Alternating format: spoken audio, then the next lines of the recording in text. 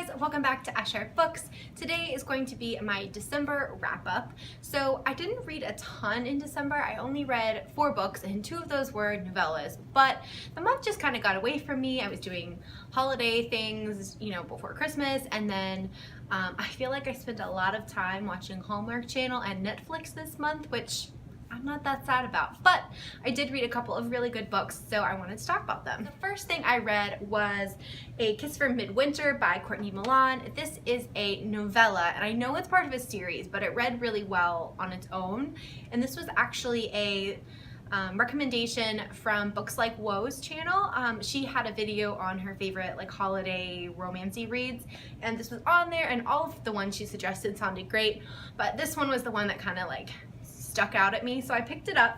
And I've been meaning to pick up Courtney Milan stuff anyways because I've just heard really great things about her, but this one takes place, obviously it's a historical romance, and it takes place, I actually don't know when it takes place, I can't remember, sometime in the 1800s I think, but it follows a girl named Lydia who's had some type of scandal in her past that could have ruined her reputation, but she's kind of moved past it, moved on with her life. And then it also follows Jonas, who's a doctor, and he, for reasons unknown, knows part of this secret from her past, and they kind of re-meet each other 10 years later, and she wants nothing to do with him, and he kind of has mixed feelings, and I don't know, I thought it was really good.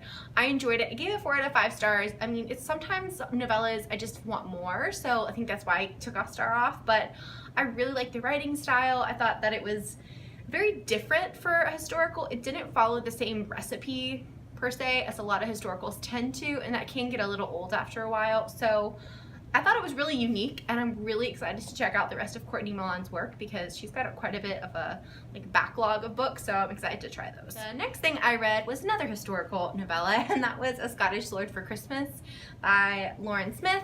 This one, I follow Lauren Smith, the author, on Instagram, and she just kept posting teasers about this one, and I hadn't read any of her other stuff before, but this one sounded really cute, and it was pretty short.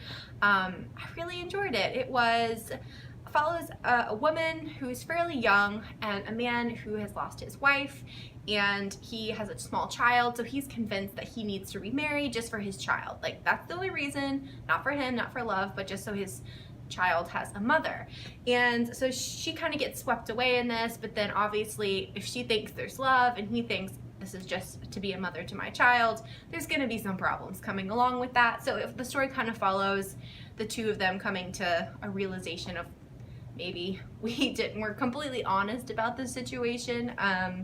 So I thought it was really, really cute. I think I gave it 5. It's probably more like a 4.5, and that was because I couldn't put it down. A lot of times my ratings on Goodreads are from how much did I enjoy it, as far as could I not put it down, did it suck me in? And for this one, I read it in one sitting. I mean, granted, it wasn't super long, but I thought it was really cute, and so I gave it 5 out of 5. Probably more like a 4.5, but it was really cute, and I'll definitely check out the rest of Lauren Smith's stuff. The next book I read was one of my favorites for the year, and it was Roomies by Christina Lauren. If you watched my video of my favorite books of 2017, this one just squeaked in on the list because I read it one of the last days of December, and I loved it. It's so good. If you like Christina Lauren's other works, definitely pick this up. If you haven't read her, I do encourage you. I think this would be a great place to start with them because it's a standalone, and a lot of their other stuff, like the Beautiful Bastard series, is a series, so it's a little more commitment. But this one follows Holland, who is living in New York, and she's in her mid to late 20s, and she's kind of floundering.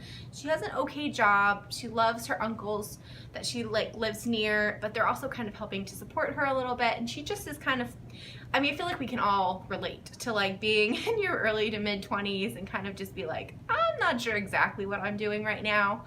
I just found Holland so relatable and so endearing. And then also Calvin. Calvin is a kind of street musician, and he plays in the subway. He's a guitarist, and Holland hears him playing and becomes kind of obsessed with his playing in a way. A marriage of convenience plot, and it's a modern day one, which I thought was really clever, and I think if you're gonna do a marriage of convenience plot in a modern setting, it needs to be done well, and I think this one was done really well. Calvin was so charming, so sweet. He just seemed like the perfect gentleman and man. I love their relationship. I thought the pacing was really well. It wasn't like too rushed, but it also wasn't leaving you like, come on. So really, really, really liked this one, 5 out of 5.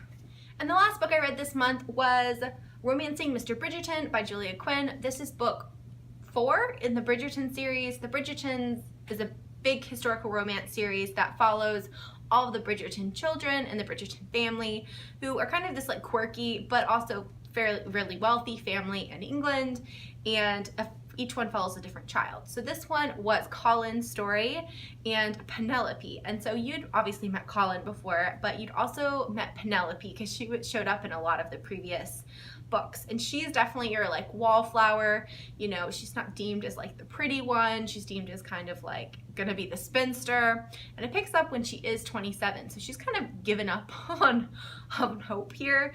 And Colin is the like world traveler. He's been traveling his whole 20s and he's kind of ready to like maybe settle down. Like he thinks he's maybe tired of traveling as much. He's definitely charming and he's known as like this charming kind of sweet one, you know, like the tabloidy type things back then. But I really liked this one. This is potentially my favorite one so far in the Bridgerton series. Colin and Penelope just made such a cute couple. Very different. Like out of all of them, I think these two were potentially the most different from each other to start with, especially kind of the way they were raised. In a way, and so I just think it was really cute and it was a good addition. And I've since this one I've read a couple of more in the Bridgertons and they are just so good. If you guys like historical romance and you haven't read this series, which is one of the bigger series, definitely pick this up because it's really good. I think I gave it 5 out of 5. Pretty sure. Okay guys, those are all the books that I read in the month of December. It was a really good month and I really enjoyed pretty much everything I read was good, so that was good. Let me know what your favorite books were from this month and I'll see you guys soon. Bye.